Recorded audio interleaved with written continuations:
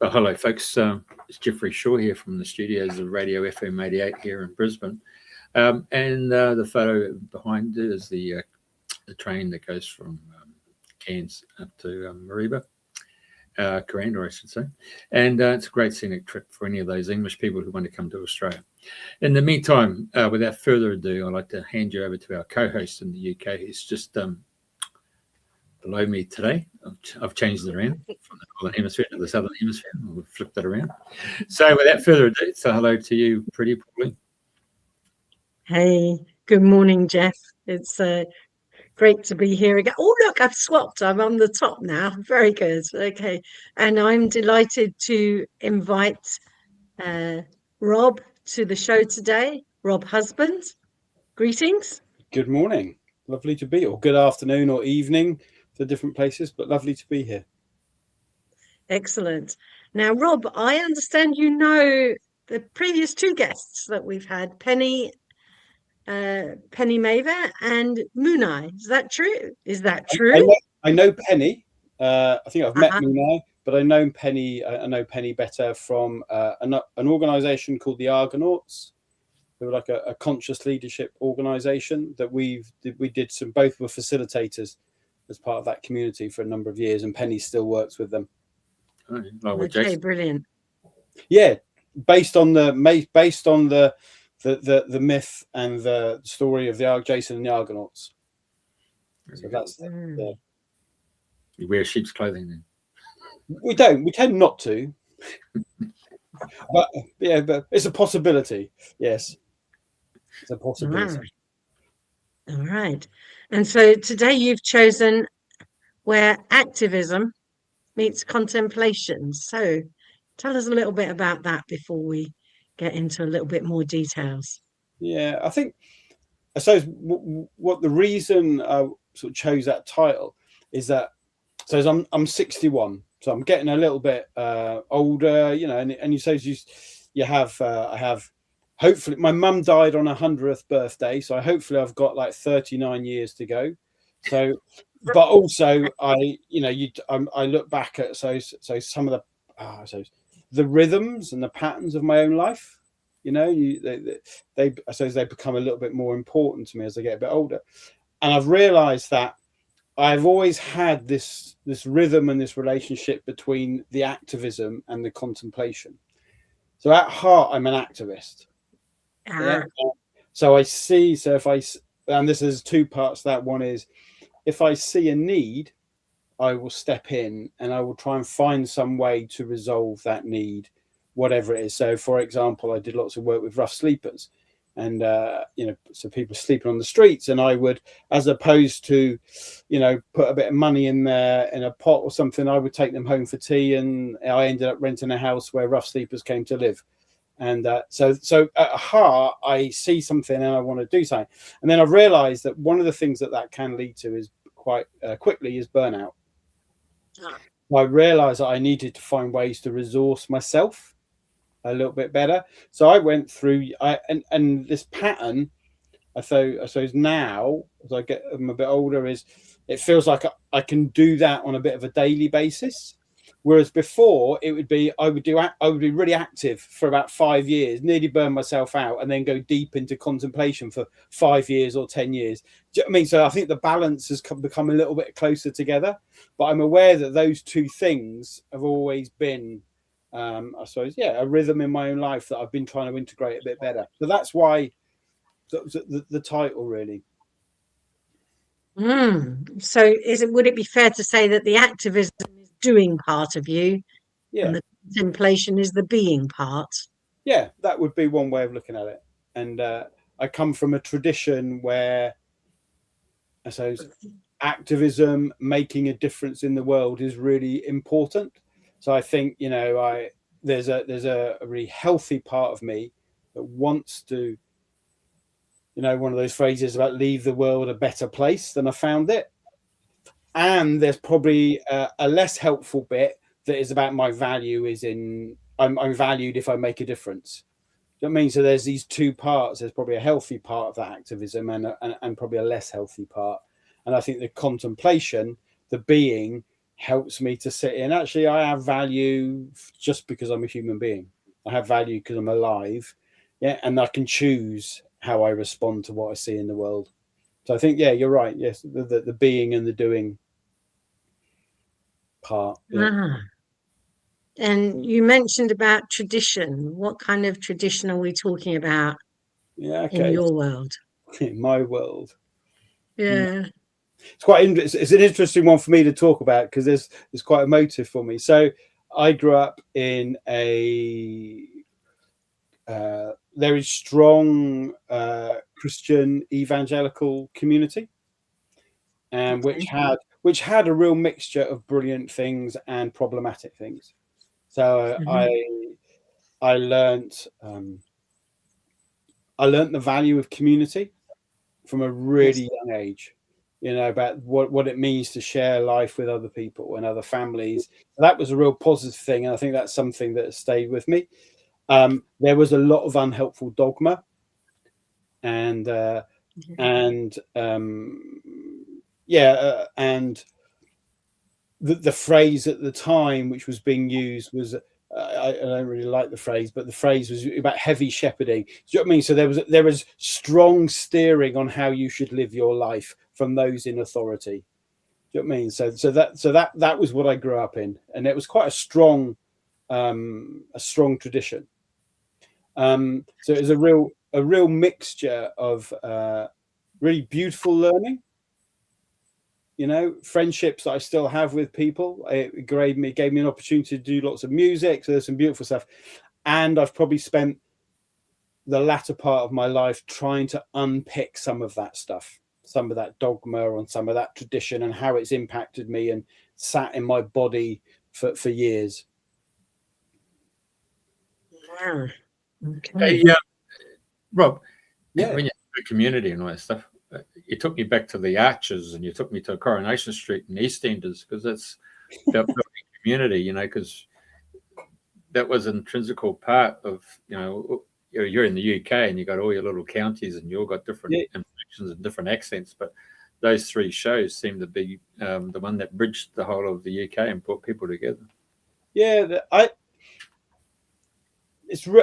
think there's something really interesting, especially in certain parts of the UK, where the sense of community is really, really important, really, really important, and really strong.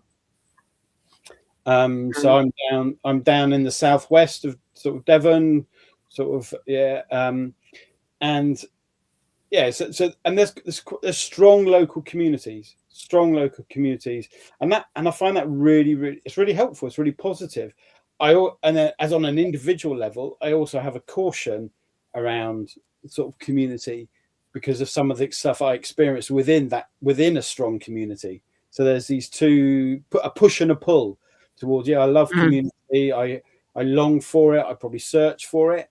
And then also there's a bit of, is this community safe? Do you know what I mean? So there's these two things that are going on. I mean, you talk about EastEnders or Coronation Street, and you see that played out, don't you, in those sort of those shows about the strength of community and support, and also some of the unhelpful stuff that goes on in communities. So yeah, I think that was and is still a big part of my, I suppose, hope for the world, that we learn to do that community thing better. We do it well. We do it well. Do you know what I mean? But that we continue to do it well, and we probably are better at being honest about what it means to be in community. So for example, some of the communities, when I was at this church community that I was involved in, there was some real sort of power games going on, and inappropriate use of power, and it doesn't get called out. Do you know what I mean? And I see that in my organizational work as well. We have organizations do beautiful things with people. They support people, and they do great work, and they can have great community sense. And then there's this other thing floating around how do we use power. And I think if you're going back to this activism and contemplation, the contemplation helps me ground myself, so I'm not impacted by the power games that I see go on in communities or in organizations. Otherwise I rush in and try and fix it. So that's your default. Yeah, it can be. Yeah. And I have to, the contemplation, the meditation helps me stay away from that, that default. Okay. Now, I understand that you're a co-founder of Space to Think. Yeah. And right at the very beginning of that, there's the posing of three questions. Like, what do you do? Why do you do what you do? And how can you do what you do best? So I thought to myself, let's turn the tables. Let's see what Rob has to say about what do you do? Yeah, it's coming my way. What do I do? Yeah, so it's really interesting. So, okay, what do I do? Okay, there's a weird thing that happens to me sometimes, and usually when I've been working with an organization for a while. So I work as a facilitator and coach. So I'll be working alongside an organization, and there's this little phrase that comes up, and people will say, "Oh, Rob, just turn up and be you. That's enough. Just you being you in the organization." And I bring some curiosity, and I'll bring some humor, and I'll bring a bit of challenge. Just turn up and be you, because that's when you're most useful. So on one level, what do? I turn up as me. And if that works, if that works for people, that's okay. If it's not, it doesn't. But if I go down a layer under that, what that means is, what do? I suppose the clue is in the name of the company that I set up. Is I love to create spaces where people can think and reflect, think and reflect about what's important to them, and how they how not just how they do their work, because that's an organizational part, but also how do they live. So that's my core thing. Is I love to help people to think around how they live, and also maybe going down a few levels, as opposed to just how do you do it well. It's not just about how. So it's not how do you become more efficient or more effective. It's actually, are you really clear on why you do what you're doing, and how does what you're doing impact others around you? Because I think sometimes we can get really focused on just doing the thing that I want to do, and we forget the impact that it has on other people. Yes. So that's a little bit. So there's, I suppose I'm not very good at having boundaries around what I do, though, as well. So I'm a creator. I'm quite creative. So I also do music, and I do poetry. I love how can we use music and poetry and storytelling to help people do that thinking, as opposed to just a traditional cognitive way of engaging with thinking and reflecting. And as part of that also is I love to use nature and outdoors as a way of doing that. I believe deeply that nature has an uncanny way of getting us to reflect, because it doesn't need something from us. So it has a very different relationship with us, and therefore that can create a great tool and process for thinking and feeling about what we do in the world. So the space to think sounds like, to me, it's where you've created that which activism, which is your default first mode. Let's get in there, sort it out. But let's create a little space to think about what we're going to do and how it impacts. Yeah. So it's part of you. It's part of your persona. It is. And one of the funny things was when I started it, started it on my own, the company, and then I invited a friend of mine, a lovely friend called Andy Howie, who I've known worked with probably for now 25 years, and he came and was a co-director. And if there was a yin and a yang, and I was the activist, he was the contemplative. Do you know what I mean? And we used to have beautiful and challenging conversations around, I'd be like, here's an opportunity to do some work with an organisation. I'd launch straight in, try and make it happen. And he'd be, why are we doing this? What's the real purpose of this? Let's sit on it for a while. And I'd feel like someone had put the brake on. And so I think I learned in relationship with someone else about that balance between action and contemplation. Yeah, and taking the time to really reflect and slow down. So I think sometimes the space to think was maybe an aspiration for myself, that I needed to learn how to do that, and then invited in another director who was really good at teaching me how to do that. And together we created some real balance. So let me move on to the second one of your space to think questions, which is, why do you do what you do? Why do I do? Mm. It's a great, yeah. They're good questions. They're very good questions. I got them straight from the horse's mouth. I should use these questions in my work. So yeah. So why? I think the why is probably a little bit more nuanced than it used to be.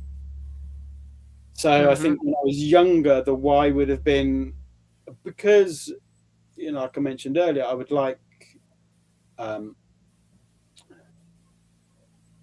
I look around at the world and I think, man, we're not doing such a good job.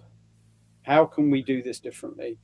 I want to leave the world in a better place. When I see a need, I want to fix it. I want to resolve it. And I always used to think that was probably part of my identity. Do you know what I mean? That making this difference in the world.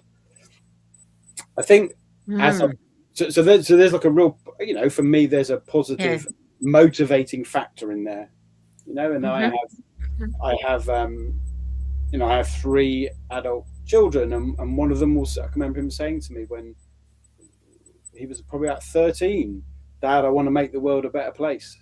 And I took a deep breath and thought, man, you might have an interesting life ahead of you then. Do you know what I mean? And I realized that, yes, that's a positive motivator. I really do want to leave the world in a better place, or the bit of the world that I can influence. And then I realized also the nuances. There's another part of me that is, going back to the sort of, the tradition that I grew up in, where being an activist and doing things and fixing people and fixing the world is valued.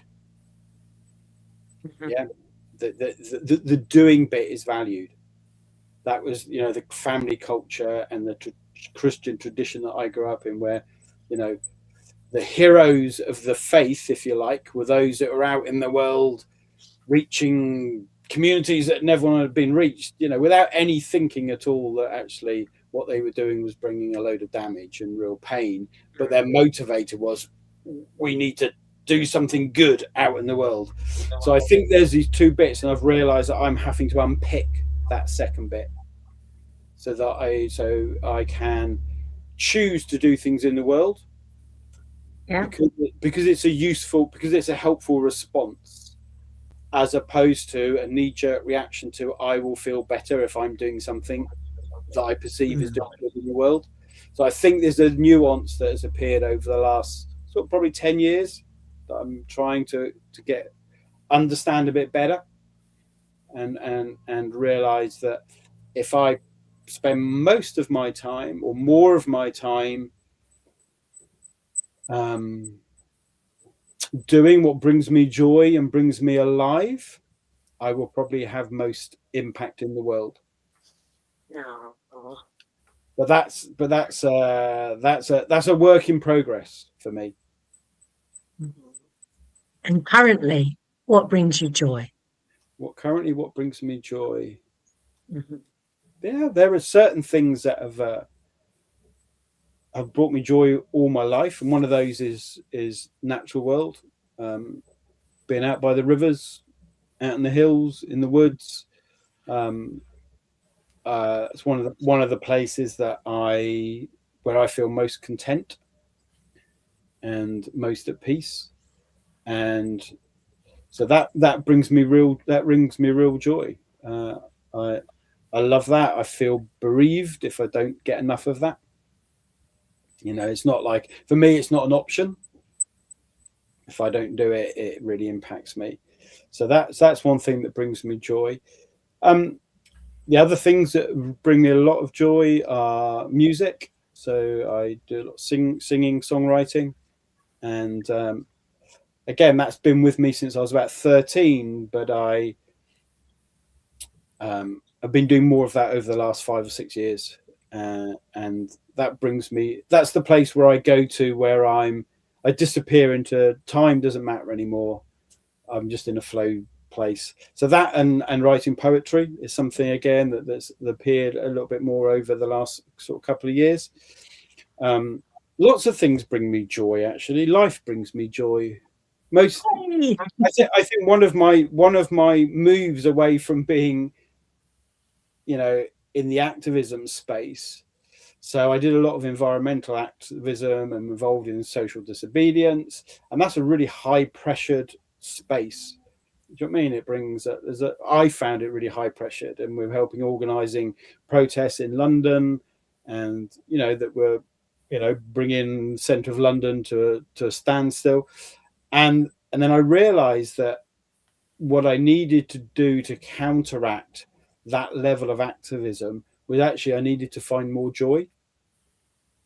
And I suppose that's been the question for myself over the last probably 6 or 7 years, is how can I find more joy? How can I access the joy of my life as well as the activism bit? Because I felt like I probably naturally favor the activism and things need to be fixed. So I think the joy thing is the things that bring me life. Yeah, so nature, music, the poetry. I have an amazing relationship with a partner that brings me life, but there's something else alongside that, is about how do I access the joy of every day, the joy of being in my own skin, the joy and the curiosity of, wow, this human experience is a ride. It really is. And so just the joy of existing, I think it's something that I am learning to develop a little bit more. Can I ask questions there, Rob? Yeah, yes, you can. Have you ever done any hypnosis was anybody done hypnosis on you? I have done a long time ago, actually. Yeah, a long time ago. Delved in to find out what archetype, animus and anima aspects of your personality and what program you're on, or more importantly, have you done any family constellations? I mean, your son has just stepped up. He wants to leave the world in a better place. So obviously in the family constellation line of thing, it usually goes down 7 generations. So who's pricked you to sort of do what you've gone and done? And so that's why I come back to ask, what archetype you're on and whether or not hypnosis would reveal it to you. Yeah, I think it's really, one of the things that's really interesting, based on your conversation, Jeffrey, is that, or your question, that I think as a family, have lots of conversations around where in our family system does this stuff appear from, and also what is mine to carry on and what's not. Because I think I think there's something around, especially with my kids. So, for example, one of my children is she's a great singer, and that whole there's these positive things that come in through the family, but then there's also these, I suppose, the heritage of the pressure to be something as well that comes. If I think about my dad, I think for most of his life probably felt really trapped. That's my sense. And I sometimes hear my kids say, oh, I feel a bit trapped. And I'm like, okay, let's have a conversation about that, because I'm not sure that that's fully mine or yours. It feels like there's a family sort of family pattern, family system. So yeah, so I haven't done any hypnosis stuff around it, but I suppose it's something that I'm drawn to and do some work around, and then doing a little bit more work around sort of internal family systems. Sure. Mm. Well, your father would have come through the depression and wars. Yeah. War and yeah. And so it all comes back to a period of lack. Yeah. So Yeah. it wasn't the handouts and all the stuff that was, in the last 70, 80, 90. Now we've got the people who are coming in now and getting hotels and everything's handed to them plate, whereas the people who've come through all that time of depression and the wars and all that stuff, they've had to go and graft and grift it to be able to accomplish anything as a community. The community gardens, and it's a whole different ballgame, isn't it? It was, and I think added to that, if I look back at the family tradition or the family heritage, is that side of actually both of my parents' family came from really strict or quite austere Christian backgrounds. Do you know what I mean? So they had the cultural stuff around, the depression and wartime, and also they had this other element to it as well, which was quite. So my mum they were in the Brethren, the Brethren movement. Some of them extreme ones had their church windows blacked out, so you couldn't see the outside world. Do you know what I mean? So there's all that. So I think there's this unpicking of realizing, oh, right, that's part of my heritage. What are the bits that I don't need to take on, and helping my kids do unpacking that stuff as well.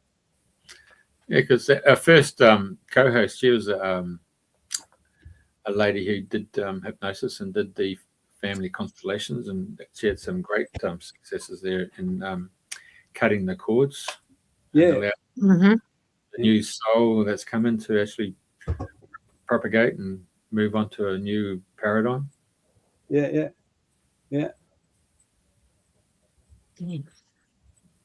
have here. I've got you've got me thinking, Jeffrey. So I just went into deep thinking, reflecting, then thinking, yeah. So I suppose what I'm reflecting on is the times when, I've been able to access some of that, like cutting the cords sort of stuff. Do you know what I mean? And the power of that. And then I suppose what I was laughing internally was when as my children were growing up, I think they must have been about, the oldest one must have been about 15, and I was really quick to say at some point, and as soon as you feel okay to do it, it's really important that you go and find someone to do your own work with around cutting the cords with my lineage and how I've parented and what I've brought that you don't need to carry. Do you know what I mean? And I can, so that feels like a healthy process for them, and they're all finding their different ways to do that. And so as your daughter's not going to find a fellow, like she's going to marry her father. Is that what you're saying? Well, I'm hoping she'll marry who she needs to marry. Do you know what I mean? And let's go of the expectation of I need to be in a particular way in the world because that's how my dad was, and that's how my dad thinks we should be in the world. And do you know what I mean? Just helping them unpick that stuff. And I can always tell when they're in the process of that, because when I meet up with them, they'll say, "Hey, Dad, can we have a conversation about something?" And I'm thinking, "All right, what's coming?" And we have a real good laugh about, I'm really, and I think part of me that breaking the bond, if you like, or the cords, partly for me, the experience of that is being able to sit with my own kids and to laugh and sometimes and to cry and to say it's okay to let go of that stuff. You don't have to carry that. That's not yours to carry. That was mine. And I think there's something really healthy in that. And it's not as straightforward as that, but I think, I'm grateful for the times when I see that happening. Hey, sorry to take the questions there, Pauline, but it's okay. It's cool. It was when the daughter actually finds a bloke and he's really nice and treats her like a queen and all that stuff, and then finally she brings him home to meet, mum, dad, and the brothers and family and all that stuff, and the guy's a perfect gentleman, and then just amazing. You know? So anyway, bottom line is, when she sends the guy off out the door and then comes back in, and the brother and the father says, "What the?" You know, and so bottom line is, if she wants to, because most mothers know that she's going to lose her son to another woman, and that woman's going to take her back to her nest where she's got her relationship with her mum.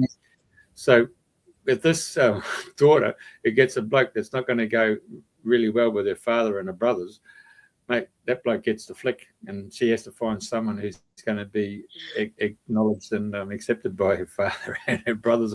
Because if she wants to bring them over for a barbecue and wants to have a chat with her mum, well, they've got to get on with the father-in-law and the brothers-in-laws, because they're going to go and play, golf, or they're going to go surfing, or they want to go to football.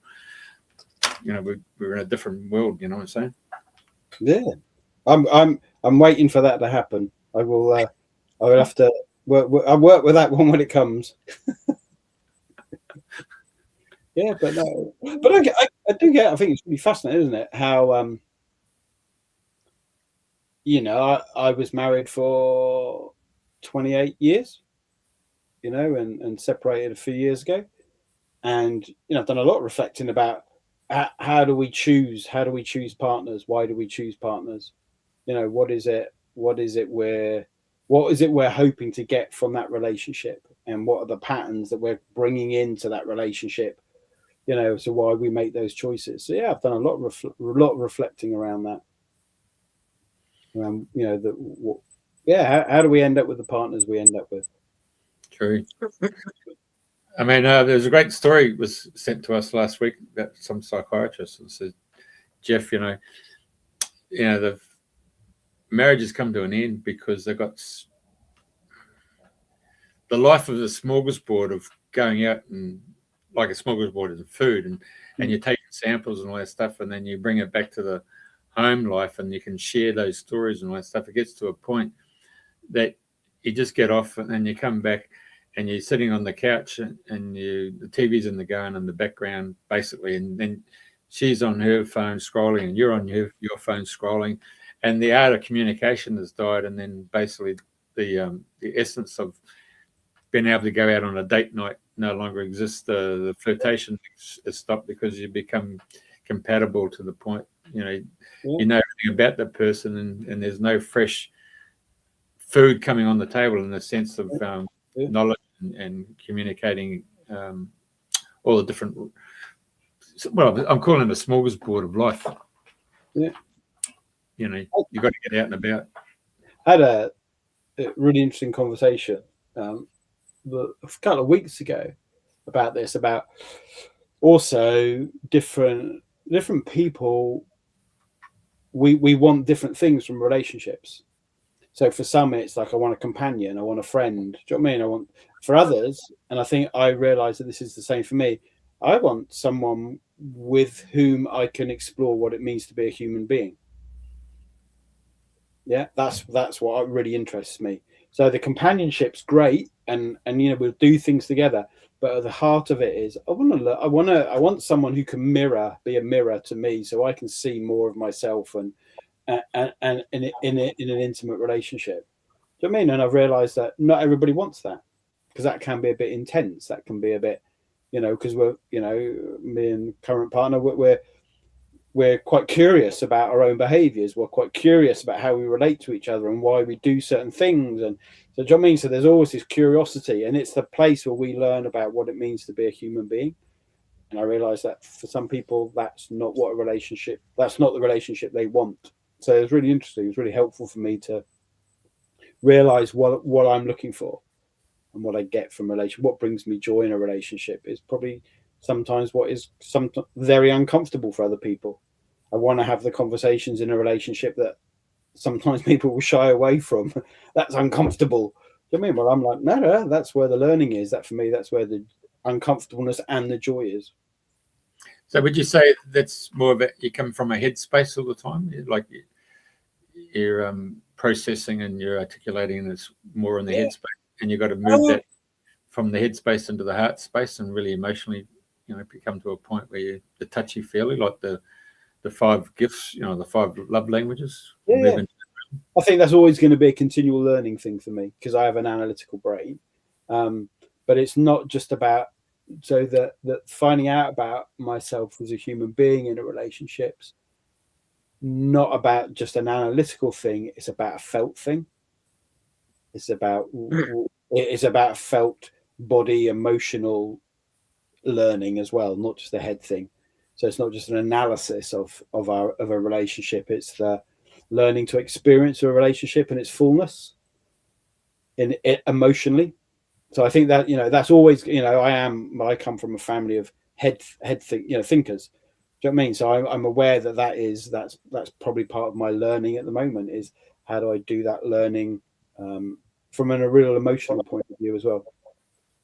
So you need to get an Italian woman. I'm really happy with my current partner grew up in South America. I think I'm. Oh, there you go. There you go. Oh man, yeah. Okay, I got it. Not that you're making any generalizations at all, but yes, I get it. Yeah. Pauline, you take over.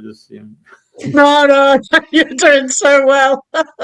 I recognize the yes, the stereotypical get yourself an Italian woman. They're very feisty, very fiery, and yeah, very feeling. Okay, very funny. Anyway, moving on. You have Moving Parts. This is Rob's book that arrived yesterday. It's a book of poems that he's written. And I wanted to have a look at one of them. Or I picked out two of them. I went through them. Okay. And there's a very beautiful one on page 26, which is Stage. I choose to speak my life, untamed, wild and generous, to stand on the edge of spoken word and speak words, unread and proclaimed voices unheard. So what's the story behind this? The story behind this, that's great. I was really worried about you then choosing a poem. Thinking, oh, which one are you going to choose? It's like, oh no, yeah. So okay, that one. Okay, it's really interesting. I think going back to when one of your questions that you asked earlier about what do I do? I have spent 25, 30 years working with groups of people, and when I first started, that was groups of, we would describe as excluded or vulnerable young people. So sometimes in housing projects, sometimes rough sleepers, sometimes in prisons, and often their voices hadn't been heard. Okay. So I've spent a lot of time in my life creating spaces where other people's voices can be heard. And this poem is about I am choosing now to speak my life. I think I've had 35, and it's not that was wrong. It's great.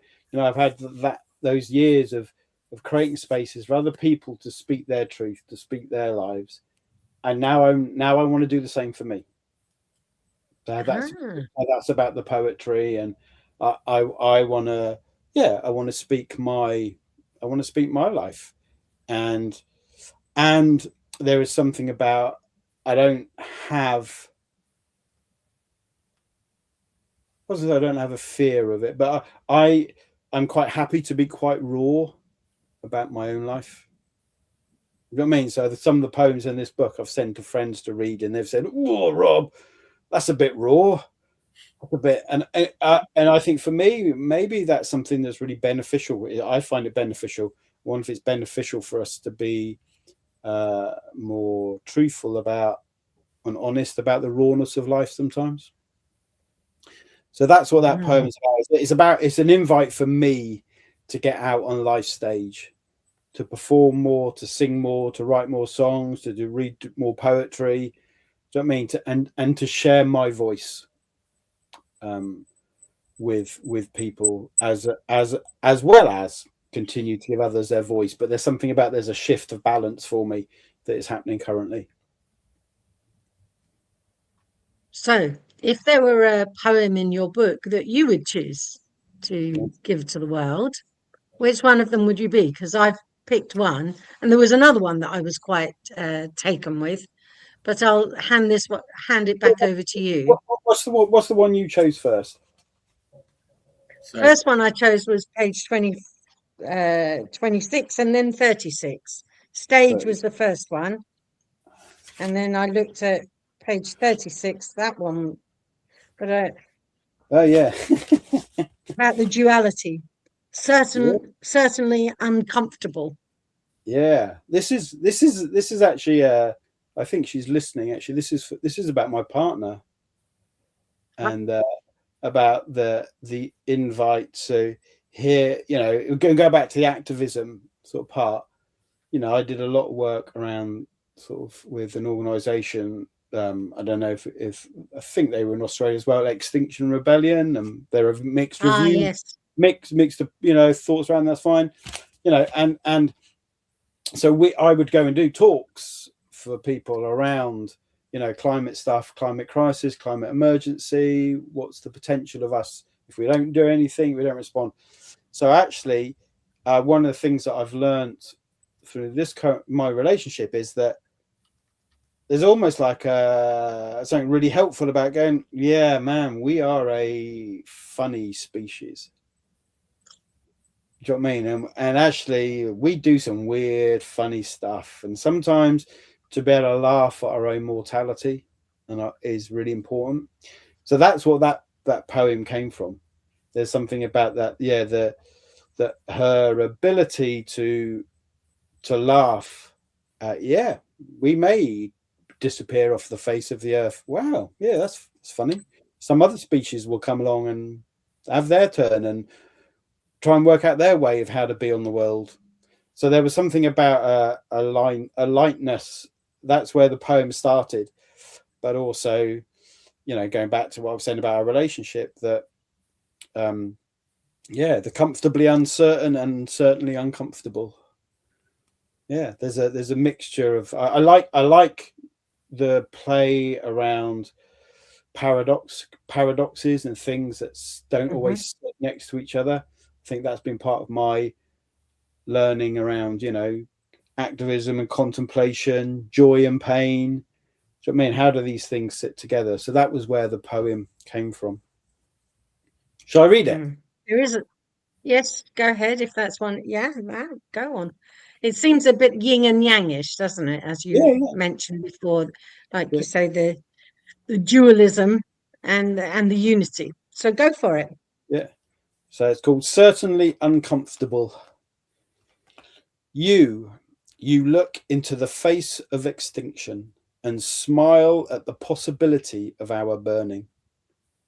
Roll your head back and laugh at the notion of our ending and our potential rebirth. You stay deeply connected yet not attached, deeply moved but not immovable, magically shy and courageously magical, comfortably uncertain and certainly uncomfortable. You are whole yet scattered to the winds, a nesting mother while a vagrant friend, uncontained yet containing, safe in a risky sort of way. You.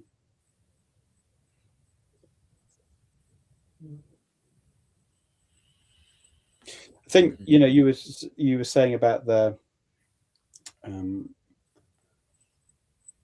the yin and the yang and the paradoxes or the tensions. And I was talking to someone the other day about that, this notion of, actually it might have been you when we had a conversation the other day, Priti, around the drop in the ocean.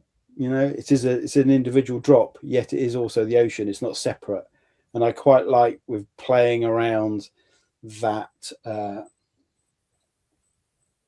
that notion of us being one thing and also another. So it's not the duality. So playing with where can we play with the duality, and what happens when they sit together. So something is comfortable yet uncomfortable at the same time, and whatever. Yeah, safe and risky. So I think that's one thing I'm learning to do in life, is put in the and as opposed to but.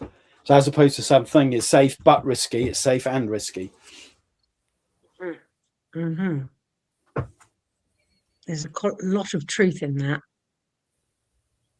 And in the digital world, that which I know, and I know what I don't know, and I don't know, I knew that. And then there's this massive, I don't know what I don't know. So the business of risky and safe. Yeah. Excellent. So back to my third question that came from Space to Think. Yeah. Here we are. How can you do what you do best?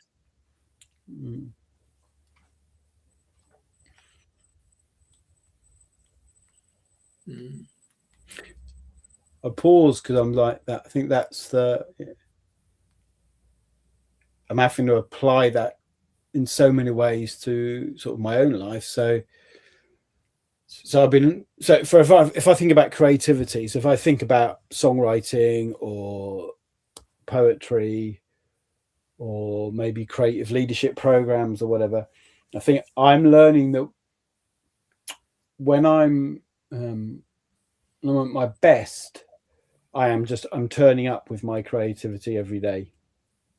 Yeah, I'm turning up and I'm separating it from an outcome. So what I mean by that is, one of the things I've noticed. So I noticed a few months ago when I would sit down in the evening and I would have my guitar, and I'd be bored because you pick up your guitar and it's like something you're used to. You go back to the thing you know. So I'd be playing a few chords and that's boring. Nothing new's coming. And then I realized that if I put my guitar down at that moment, that was the wrong moment to put it down. What I needed to do was stay with the border, just turn up and just sit with my guitar, just stay with it. And then I started to realize that quite often what would happen is 2.5 hours later, an idea would just appear from nowhere. And it might have been I made a mistake in one of my chords, so a finger went somewhere it shouldn't have gone, or just a thought or an idea appears in my head about a song, and then I'm off. But that happens because I stayed with the boredom. I stayed with the stuff that felt a bit uncomfortable and what's going on here? Nothing's coming. So I think when I'm at my best, I turn up, and I turn up without the expectation that anything great's going to come out of it. I just turn up and I put in my work. And I think I'm learning more and more that when I do that, creativity turns up. Something turns up. Ideas turn up. I love the stuff that Elizabeth Gilbert talks about, in her book, Big Magic, about ideas float around in the world and they're looking for people who will give them attention. And they'll move from one person to the next. They're just ideas. Ideas have their own, they're sentient. They have life, and they're looking for someone to bring them into the world. And I think one of the things that I've noticed is there's a difference between what are the things that I want to create and what are the things that want to be created, and they're different.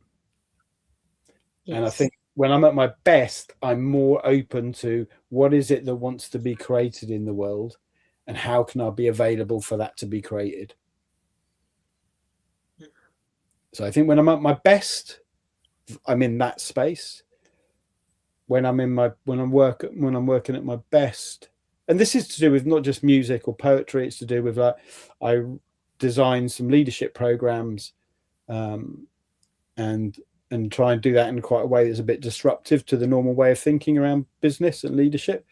And it's the same that in that field, when I can let go of the outcome and just enjoy the process of creating something, that's when I'm at my best. As soon as when I hold on to a specific outcome, something shuts down in me. So yeah, so turning up, maybe separating myself a bit from the outcome, and reminding myself that I'm okay as a human. I'm all right. I've got nothing to prove, really. I'm all right. And a bit, I can be kinder to myself, take less pressure on myself. Take the pressure off myself, and just enjoy being myself in the world. That I think that's part of it as well. That's when I'm at my best. Yeah. And it's also a maturation process. Yeah. I wish I could have gone and told myself when I was 25. Oh. And you can save yourself a lot of pain here and a lot of suffering. Yeah. Pain is a ripening agent. Yeah. I've interviewed a lot of people who are creative. The authors are the ones that are really interesting, and that's there's two types of authors. There's the ones who academically construct themselves with a beginning, a middle, and an end. Yeah. But quite often you don't find any emotion attached to those type of books. And then the other one is Seats of the Pants. Yeah. And the Pants is one particular lady here in Australia. She's written 13 books. In fact, 4 of them are all trilogies, so that's 12. And then she got so many people bloody hitting her up that she had to go back to a prequel to start the process. Yeah. And as you read the book, you can emotionally connect with the scenes that have been projected. And so I saw in your homepage here about reimagining. I think it was the focus. And so those particular Seats of the Pants authors, they take you on the journey of imagination where you actually become part of the story, like the never story. Yeah. And I noticed that when I've spoken to some of those people, they talk about the muse, where they will go off into the bush, like you talked about, or they go off for a swim. And basically it's all about getting rebalanced with the negative ions. So they're so filled up with positive ions, they need to go and have a discharge and get the negative ions to get them back into balance. And when they do something mundane like washing the dishes or even throwing the rubbish out in the rubbish bin, they get those ideas, or the shower and the water neutralizes the positive ions. And then they go in the flow. And then with musicians, Neil H. would just sit at the keyboard and he would just go with the flow. And he learned early on to put his recording on because the music was just flowing through. Yeah. So, it's a bit of an art form to be able to release and let go, eh? Yeah, no, I recognize that. And there's something you said when you were talking there, Jeffrey, about there's almost if I'm in the excitable mode, do you know what I mean? That's probably I can write a great song and I like this tune, I like that idea. That's when I probably write something that I want to write. But when I go into that other space, which like, the boredom or whatever, or the, talking about the mundaneness, that's when the other thing appears. And I think and that's something I'm in the process of. You talk about doing off the seat of your pants. One of my favorite things is I love to finish a song or nearly finish a song in the afternoon and then go and perform it in the evening. And that as you're performing it, you're working out which bits work really well and which bits don't really work so well, but you're doing it in front of a group of people. So I love it. It's like a real, you feel like, well, there's no divide here. I've got no safety. I don't even know if I'll remember the song. And actually, I don't even know if it's going to work. So I really like that process of sort of that if you like. Yeah. Yeah. Do you finish the songs when you do it like that? Yeah, I do.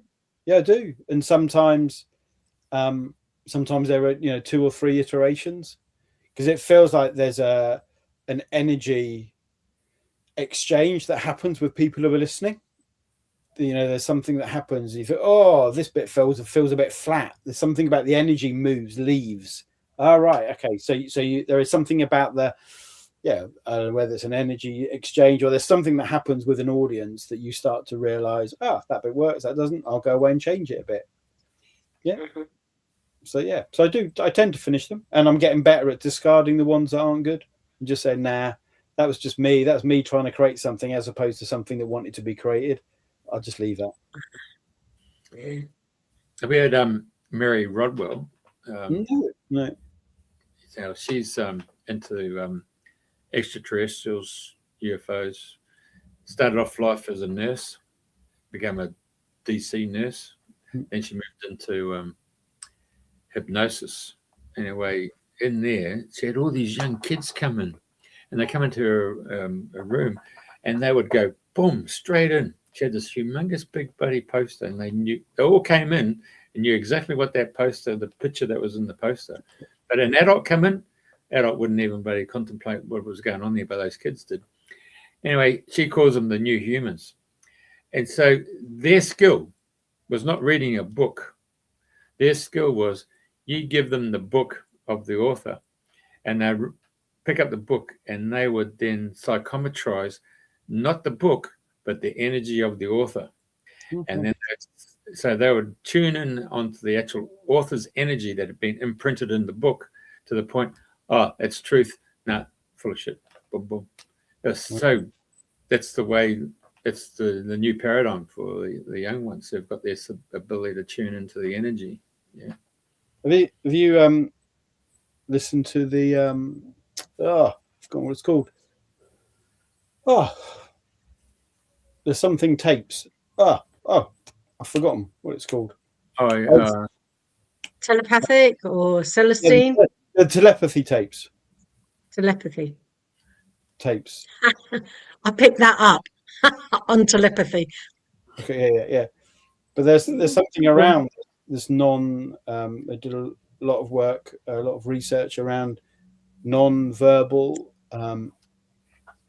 autistic young people, and some of the stuff we're beginning to find around their ability to just to see and feel and connect with things with way beyond what we do. And I think, I'm really interested in how, so I'm sort of in my facilitation, the coaching, and sort of therapist as well. I'm really fascinated by what happens when you turn up in a room and then you get a picture about someone in your head, and you don't know them, but you get a picture, and then you say, I've got this picture in my head, and they'll go, whoa, how do you know that? Oh, that's weird. And it's like, how do we learn to access or be open to that more and more? And I'm sort of, that's something I'm sort of learning a little bit more about, and trusting that whether it's a part of me or it's a part of just the collective consciousness. How can I be more open to that, so I can hear more of that and access more of that? Well, I think in religion, you had to go through a middleman called a priest. Yeah. But today is it's a free phone call. You can get it direct to the source. Yeah, that's easy for you to say when you're brought up I've been brought up in a tradition where there is always a middleman, and there has to be a middleman. It's it's been and I agree with you fully, but I think for me it's been a really interesting journey to let go of that. There needs to be a middleman, and almost there needs to be a giving away of my power or my ability to connect with the other. Do you know what I mean? I've been taught to give that away. So it's been really interesting, in my own journey, just refinding something different about that. Of course, yeah. If you can ask for a car park and you manifest a car park, you're on the road for self-enlightenment, aren't you? Yeah, I had a really weird experience about that once, a long time ago, about the manifesting an empty car park space and doing it, and then walking into walking into it was a spiritualist church, and I was in there to set up a PA system for them, and I'd mentioned something, and they realized that I was from a Christian background, and then she made some comment about praying for car parking spaces. And I think, well, that's a bit weird. I just did that and got one.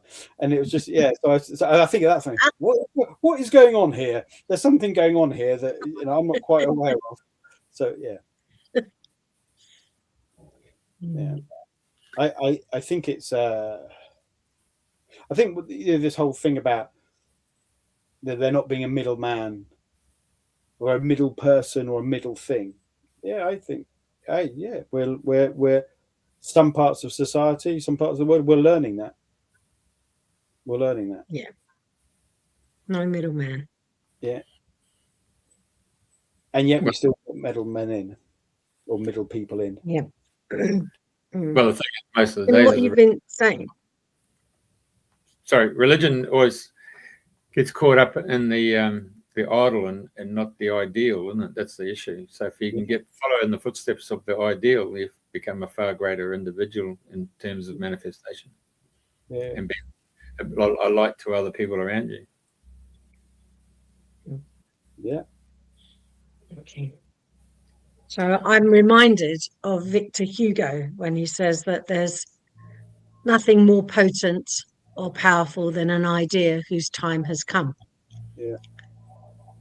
And I'm going back to some of the things that you said earlier.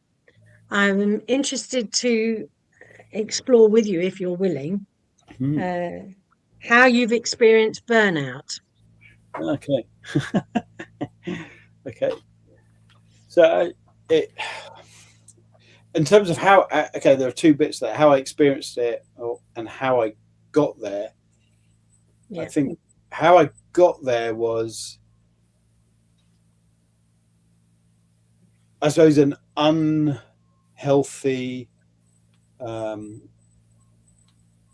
belief that I was important or intrinsic to someone else's liberation. So that I was so lovely. Yeah, but that's how I got there. Do you know what I mean? The times when I've nearly, it's like, oh, I have to do this. It's really important that I do this, and I have to be there, and you know, someone else can't do it. And for me, at one point in my life, I was running a national project in the UK, which was setting up projects with young people, and led by them to, as I say, find a way through or out of what was described as their particular experience of social exclusion. And I would leave the house at 3 o'clock in the morning so I could drive to the other end of the country to meet a group when I was ill. And I did that for years, you know, and it's almost like this martyrdom. Yeah. Me, you know, that, you know, I've got to go. If I go the extra mile all the time, if I burn myself out, it shows that I'm really committed. And then I think after, you know, I can remember lying on the sofa, really depressed, thinking, this isn't working. Something about this is not working for me. And had to really, and fortunately, had a really good boss who was able to, as opposed to put pressure on me, was able to take, just let me take pressure off myself and start to relearn how to have a different balance with that. So, for example, I can remember meeting her I was in my car driving to meet her for a meeting, and there were some beautiful hills that I know quite well just on the side of the road. And the big part of me thought, you know, what I really want to do is just go for a walk on the hills. I don't want to go into a meeting in an office. I want to go and walk on the hills and restore myself. And I got the part, I can't. I'm meeting my boss, and she's travelled, 2 hours on the train to meet me. So I got there and I said to her, that's the thought I had. And she said, you should have rung me and just gone for a walk on the hills. And from that day on, I realised, actually, I'm been giving an invitation now to listen to my body differently, and to listen to my inner world differently. And the only reason that I won't respond to it is me. It's not because my boss is going to put pressure on me. She's not going to. So I think I learned to start putting things to live differently, and I've got better at noticing when I'm not doing that. So listening to my body, what's going on in my body. Oh, my jaw's really clenched. Do you know what I mean? Or whatever. All right, I'm feeling some stuff. Right, there's an indicator that I need to do something slightly different. So I think I've got better at recognizing the signals. But it's an ego thing. That's what gets me there. I think I'm the only person that can do something. And I think having experienced, carry on. Yeah. Having experienced the burnout, how do you get through it and come out the other side so that you haven't actually literally burnt yourself out, that there is some way of dusting yourself off, picking yourself up and starting all over again? Okay. Yeah, as I sort of said earlier, one of the things that brings me joy is nature. Yep. That is a huge part of my restoration. Yeah. I can remember being I'd gone into Bristol, which was a city in the southwest of England, and it's quite a nice city actually. And I'd gone in one day and I just felt my body going, oh, I'm overwhelmed. I'm overwhelmed by these people, by the amount of people. I'd gone into a big shopping centre and I felt my body say, I have had enough.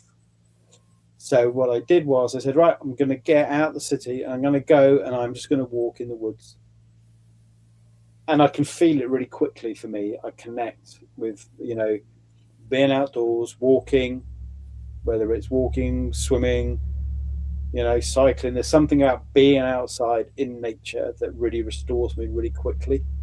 So what I try and do now is build those things in and take myself out when I notice the symptoms. Yeah. But I think I am getting better at that. And I made some choices. I think I made some really deliberate, conscious choices about it as well. So going back to this boss that I had, who was quite an inspiring lady, amazing. She said to me, "Oh, you do more than what you need to do." She said, "So I don't expect you to work in August. I don't expect to see you." So I don't think I've worked in August since, and that was 25 years ago. It just set something up in me about, right, I need to take that time for me.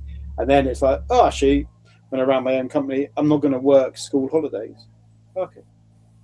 So it's almost like I made conscious choices about how do I make sure that I have time to restore myself.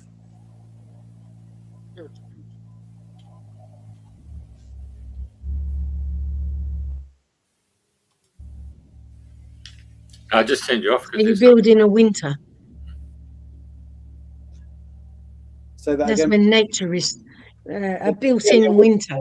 Yeah, I'm not so good at wintering, but I understand. Yeah, it's something I'm learning. Yeah, to allow myself just to stop, slow down, allow my body to restore. Yeah, I have noticed also when I go to sleep, sometimes it's well worth. I look forward to going to sleep because I know in the morning whatever's been bothering me during the day will have resolved itself. And it's the time when I cut off that rational mind and allow those other forces to enter and give that spark, like you said, in the boredom, something will just come. Yeah. Is that something that resonates with you? It is. I have a funny relationship with sleep because I didn't used to get enough, but I have realised over the years that you go back to what do I do to make sure that I don't just fully burn out. It's I will consciously say, oh, I'm going to go to bed really early, I'm going to sleep. Yeah, and I think I've got much better at trusting my body and my mind to restore themselves while I'm asleep. Yeah. So that's one of the things I am getting better at. Mm. So in effect, sleeping is space not to think. Yes, I often think that one of the things that me and my co-director talked about was the dilemma of the space to think is actually, yes, that actually there needs to be time not to think. Yeah, and that's I think I've part of the activism and the contemplation is also about an active brain, an active mind is always trying to solve things, trying to work things out, and then also how I just allow my brain time not to do the thinking, and I am learning that, Mm. through sort of So you, daily practice and stuff. mm. Yeah, So marinate in all that thinking and let it go, and yeah, somewhere yeah, and something will come from it. yeah, we did have like a little project called sort of Space to Be Human, which is part of Space to Think, and we've been doing some podcasts, and one of the podcasts we did was about the stories that have shaped our lives. The different Uh-huh. stories, and I think I am aware that I have some really strong stories that I'm attached to mentally, and Mhm. learning just to let go of those has been really, really important. Okay. So what's one of those strong stories that you've been attached to that you've let go of? Um, that to be of value, I need to make difference. Okay. Ah, making a difference. Yeah. So I am of value if I make a difference in the world. Okay. I need to be productive. Ah. I need to make good use of every moment of the day. Hmm. Those are really strong stories, and that I am a lot less attached to. But they are the big stories, and and that's been a real journey around the creativity. So you know, creativity is not. I had strong messages from people who were older than me. My parent, my dad, and other sort of significant men. I wouldn't worry too much about your music. Ah, okay. So you, when you're young, you think, oh, okay, why not? I won't. So I think there are things like that that I've let go of, but I am aware that they're strong. There have been strong stories. The one about productivity might Hmm. is probably a big. That's a strong story, which is I am continually unpicking. That I need to be doing something. Mm. All right. So when it comes to activism meets contemplation, what does that space look like? What does that space look like? Okay, it's almost like a reversing of orders. So historically, um, there's a trigger, there's a need, there's something that I see needs to be changed, and I rush in, Okay. and then I reflect afterwards. As opposed to what is shifting, what it looks like now is I'm getting better at. Okay, here's the thing here's the trigger thing for me, or the invite that I see in the world to do something, and it's almost like, all right, let's just be a bit still, let's be quiet, let's sit with that, let's understand how that's impacting me, what part of me is being touched by this thing that I'm seeing in the world, and then maybe let's just sit with it for a while and still see if I need to do something, and if so, what do I need to do. So it's almost like the action and the contemplation have swapped places. Hmm. So But that space in between is still and quiet yeah, when you allow it to be. yeah, yeah, yeah. And I move away from trying to solve it in my head. Mm. So as from a still, quiet place, Is there anything you'd like to say now? From a still, quiet place. I think the thing comes up for me is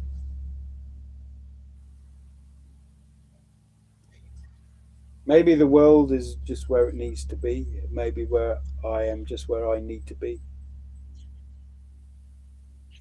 Mm-hmm. Everything is just so. As it is, yeah. And I think the thing that arises for me when the more I slow down, is to continue to do the things that bring me life. The joie de vivre. Yeah. Mm. Because when the pursuit of joy. Yeah, the pursuit of joy. And the joy isn't just ecstasy, it's a quiet contemplative, there's a depth to that joy that isn't exuberant and isn't ecstatic. That would be a good yeah. I don't want to put words in your mouth, but that's a really good description. Yeah, it's a really good description. Cool.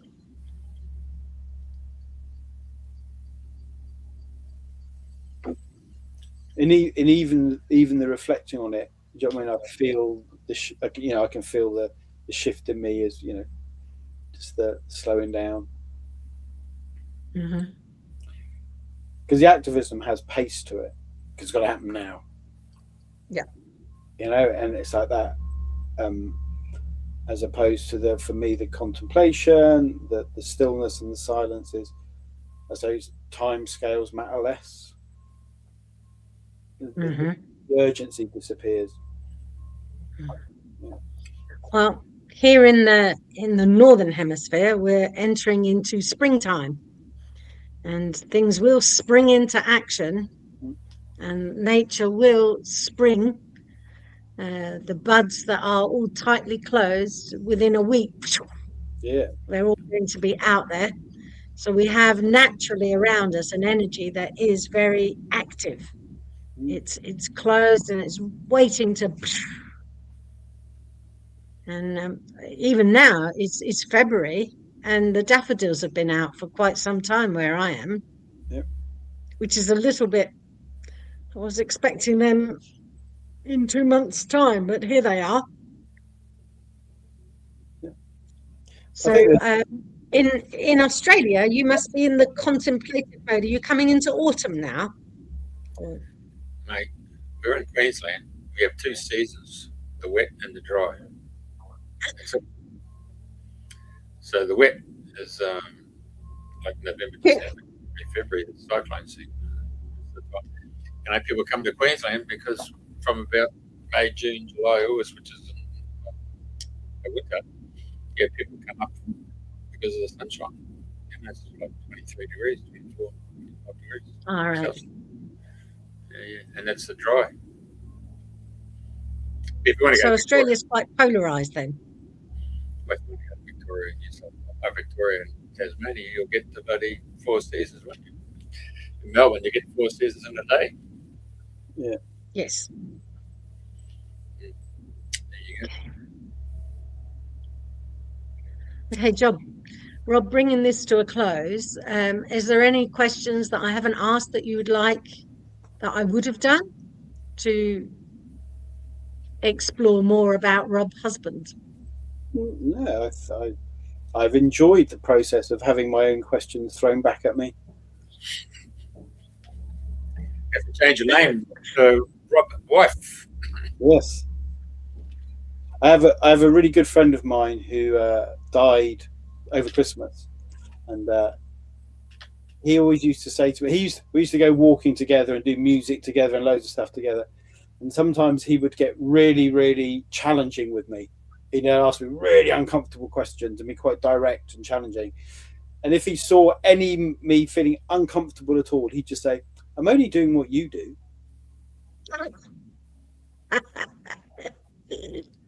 So before you go, what star sign are you? I'm a Libra. A Libra, okay. Right, there you go. So what do you make from that? Well, Aries usually come from a headspace, but Librans, they're really analytical and they sometimes can't make decisions, you know. But Yeah. That's okay. Yeah, my take on that is that you can't hurry a good decision, and then you can always make another one. Run that again, sorry. I said that you can't hurry a good decision, and you can always make another one very quickly as well. Yeah. Yep. Well, that's the 4 words that a lot of fellas have had to say over their life, and it's called I do, yes, dear. I understand.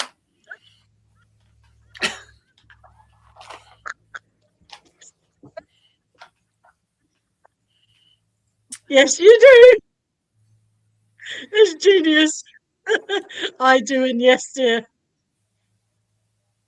I'm sure Fantastic, fantastic. Okay, Yeah. Rob, does that? I do. Yes, dear. Yeah.